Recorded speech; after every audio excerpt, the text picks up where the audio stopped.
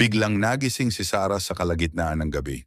Ang kanyang puso ay tumitibok at mabilis siyang kumukuha, nababalisa na paghinga. Siya ay naligo sa pawis at ang kanyang katawan ay nanginginig ng hindi mapigilan. Sinubukan niyang ilipat ngunit hindi niya magalaw. Siya ay naging paralisado. Tumingin siya sa paligid at nakita na nasa silid. Tulugan siya.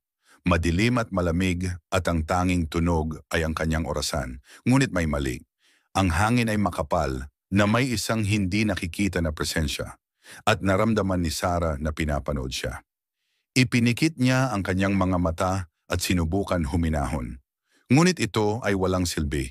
Ang kakilakilabot ay masyadong totoo. Akala niya malapit na siyang mawala sa kanyang katinuan. Bigla, narinig niya ang isang boses na bumulong sa kanyang tainga. "Gumising ka, Sarah. Panaginip lang ito."